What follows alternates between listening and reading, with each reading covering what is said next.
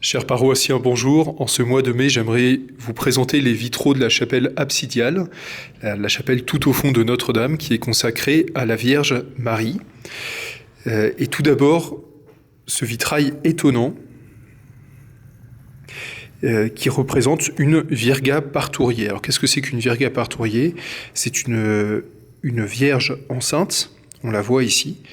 Et ce qui est étonnant, c'est de voir ces trois hommes en face. Ce sont des païens, ce sont des druides, mais ils vénèrent cette Vierge et ils l'adorent. C'est une légende qui est attestée à la fois à Chartres, mais qui est aussi vraie à Châlons en Champagne. Il y avait un lieu de culte ici même, à l'emplacement de Notre-Dame, tenu par des païens, où une Vierge enceinte était vénérée.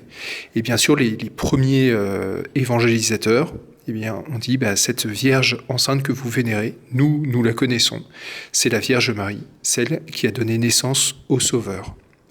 C'est pour ça que juste au-dessus, nous avons Notre-Dame-en-Vaux, construite avec les fidèles qui viennent vénérer la statue.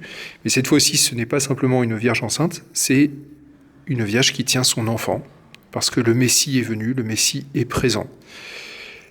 Et puis au-dessus, c'est le miracle de Notre-Dame de Liesse avec les trois croisés qui étaient retenus en prison et qui promettent à la princesse musulmane une image de la Vierge Marie qu'ils n'ont pas. Et durant la nuit, la Vierge apparaît, leur remet la statue qu'ils transmettront à la princesse. Ils sont ensuite miraculeusement libérés. Ils regagnent leur pays et construisent le sanctuaire de Notre-Dame de Liesse. Et puis en haut, c'est l'apparition de Notre-Dame dans un buisson ardent, avec du coup la construction de Notre-Dame de l'Épine ensuite. Au centre, 4 épisodes de la vie de la Vierge Marie. D'abord un épisode étonnant qui n'est pas raconté dans l'Évangile, mais qui appartient à la tradition, c'est l'apparition de Jésus ressuscité à sa mère.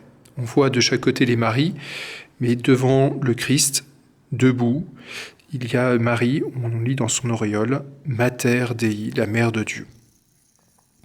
Je me souviens d'une mère qui avait perdu son enfant et qui disait « On comprend bien cette tradition lorsqu'on en a perdu un enfant. La première auquel le Christ doit apparaître, c'est sa mère. » Et puis au-dessus, ce sera bientôt la fête de la Pentecôte, avec les rayons qui descendent de l'Esprit Saint sur chacun des disciples et la Vierge Marie, tous en prière, le début de la grande mission de l'Église. Au-dessus, la mort ou la dormition de la Vierge Marie, selon la tradition occidentale ou orientale, avec le Christ qui est présent pour la bénir, qui tient son âme. Et puis, on devine Saint Jean en train de prendre soin de celle que lui a confiée le Christ. Alors on le sait, juste après, il y a la Vierge qui monte corps et âme au ciel, et c'est le couronnement de la Vierge, le dernier mystère du rosaire, avec son fils qui est en train de la bénir, de bénir celle qui lui a donné la vie, et puis les anges qui viennent lui donner la couronner. Enfin, quatre allégories avec la présence de la Vierge auprès de nous. D'abord les bûcherons. La Champagne il y avait beaucoup de bûcherons en Champagne. Et puis au-dessus, les vignerons. Au-dessus, les agriculteurs. Et enfin, c'est plus étonnant, mais les marins. On sait qu'il y a un grand lien entre les marins et la Vierge Marie.